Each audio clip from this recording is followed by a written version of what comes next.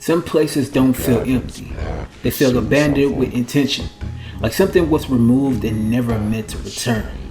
In today's review, we're stepping into a dark, isolated rectory where faith has decayed, times feel struck, and something unseen still lingers just out of reach. This is not a game built on chaos or constant scars or scares. It is a slow descendant into memory, guilt, and uncertainty, where the real horror is what is never fully explained. And the most important part is simple. The game never fully tells you what is wrong with this place. It makes you discover it, piece by piece, clue by clue, until understanding and confusion starts to blur together. And this is where it begins to take hold.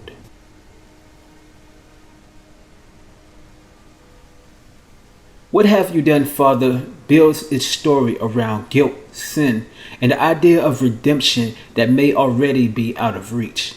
The setting is an isolated rectory that feels completely cut off from the outside world. The air feels heavy, the hallways stretch longer than they should, and the silence does not feel empty, it feels active. The game never gives clear answers. Progression comes through observation and pierced together understanding. Most of the experience is spent exploring, reading old journals, faded documents, scratched notes, and observing details that only make sense over time. At first, everything feels disconnected, but gradually patterns start to emerge.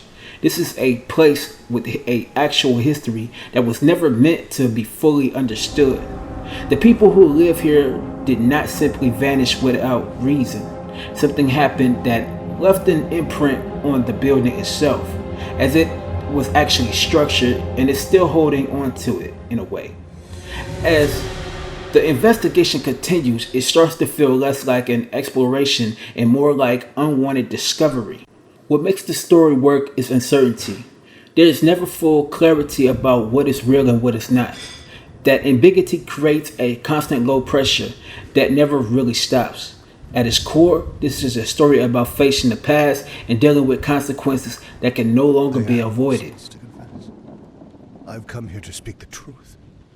My conscience is as clear. The presentation in What Have You Done, Father is mixed, but it clearly prioritizes atmosphere over technical detail. The environments are the strongest element. The rectory is built to feel abandoned with purpose, with long corridors, dim lighting, and rooms that feel like they were left incomplete. Lighting and shadows play a key role in building tension. Important details are often just barely visible, making you question whether something was missed or intentionally hidden. Character models are less constant, facial animations can feel stiff, movements lack fluidity, and emotional moments do not always land properly. Sound design is one of the best parts of the experience. Footsteps, door creaks, distant rumbling, and small environmental sounds create constant pressure. The game understands that silence is not nothing, it is something. The music stays minimum and low, always supporting tension without overpowering it. Hello? Performance is genuinely stable on current hardware, providing a smooth experience for most of the game. Overall, the presentation works best when it focuses on atmosphere instead of detail. I'm not much of a churchgoer. Oh, it may seem weird for you. The gameplay in What Have You Done, Father is slow, intentional, and focused entirely on investigation. This is not an action horror game. It is built around observation, exploration, and piece-by-piece reconstruction. Most of the time is spent moving through the rectory, searching for clues that reveal what happened here. This includes reading notes, examining objects, listening to audio or dialogue, and paying attention to small environmental details that are easy to miss.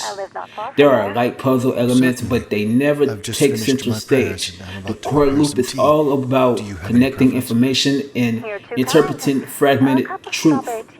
Optional areas reward additional lore, expanding the history of the rectory and the former residents that was actually there, like the priest.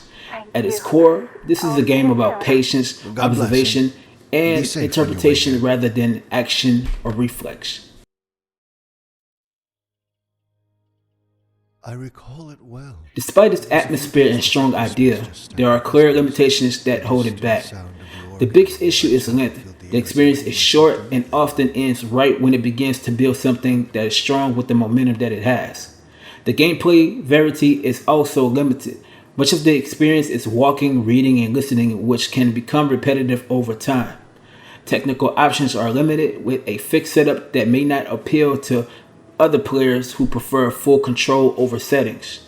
Clue design can also be a bit frustrating at times, with certain interactions easy to miss, leading to backtracking and confusion about progression. Story delivery is also inconsistent, with some sections fully voiced and others relying purely on text. The biggest problem is that the game often feels like it is holding back its own ideas instead of expanding them fully.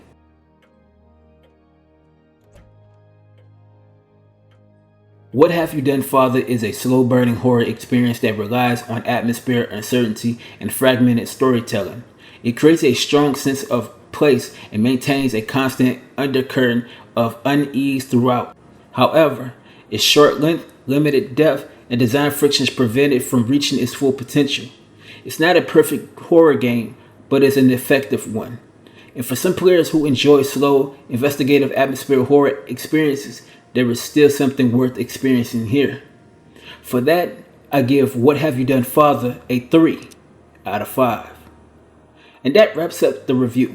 Thank you for watching, and for more on gaming reviews, impressions, and coverage, you're in the right place. If you enjoyed this video, drop a like, subscribe, and stay tuned for more content just like this here at the Gamer Section.